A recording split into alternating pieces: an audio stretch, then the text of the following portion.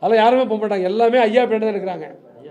பாட்டாளி மக்கள் கட்சியை பொறுத்தவரையில அனைவரும் மருத்துவர் ஐயா கூட தான் இருக்கிறாங்க.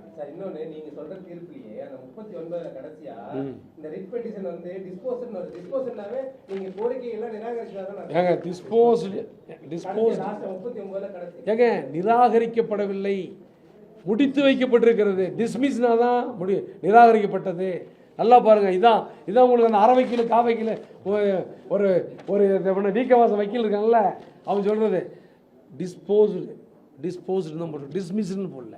டிஸ்மிஸ்னா தான் மருத்துவர் ஐயா அவருடைய இதை வக்கீல் சொல்ல தீர்வு காணப்பட்டது.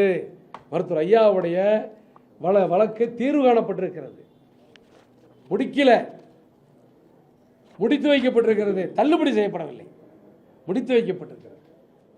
பாட்டாளி மக்கள் கட்சியில இருந்தவங்க அண்ணன் தம்பியா உறவுகளா இருந்தவங்க இன்னைக்கு ஒரு கொலைவெறி தாக்குதல் நடத்துற அளவுக்கும் ஒரு கொலைவெறியோடு பேசுற அளவுக்கும் போயிட்டு இருக்காரு. இப்ப அந்த என்ன நீங்க சொன்னீங்க, எனக்கு அதில் நான் சொல்லணும்னு நினைச்சு மறந்துட்டு நீங்க ஞாபகப்படுத்துங்க. எப்படின்னா ஒரு காரியத்து இளவு காரியத்துக்கு போகிறோம், போகும் பொழுது நான் ஒரு எம்எல்ஏங்கிறத விட்டுருங்க, அதில் பாதி பசங்க என்னோட அடிக்கடி ஃபோனில் பேசுகிறவனுங்க, நல்லது கெட்டதுக்கு எங்கிட்ட வரணுங்க. அந்த பசங்களையே என்னை கொல்லணும்னு நோக்கத்தோட அவனுங்களை தட்டி எழுப்பி உணர்வை தூண்டி யார் அனுப்புனா சொல்லுங்க? 25 ஆண்டு காலம்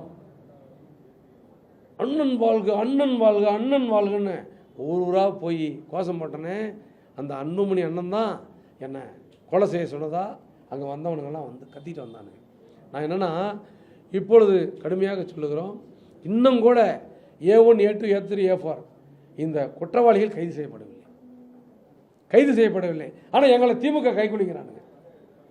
நான் கேட்குறேன், திமுக கைக்குலின்னு என்ன சொன்னால் எங்களை எப்படி நாங்கள் சொல்கிறோம், என்னை கொலை செய்ய வரையா கைது செய்யுங்கிறோம், காவல்துறை கைது செஞ்சுக்கூடாதா? ஆனால் இதுவரையும் கைது செய்யலை. பகிரங்கமாக காவல்துறை மீது குற்றம் சாட்டுகிறோம்.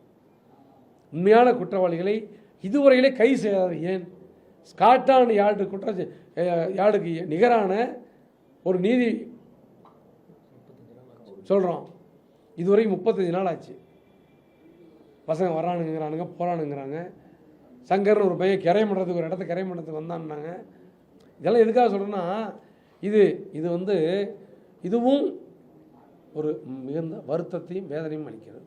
பிளே ஸ்டோர் மற்றும் ஆப் ஸ்டோரில் இருந்து பாலிமர் செயலியை QR கோடு மூலம் பதிவிறக்கம் செய்யுங்கள். செய்திகளை உடனுக்குடன் பெறுங்கள்.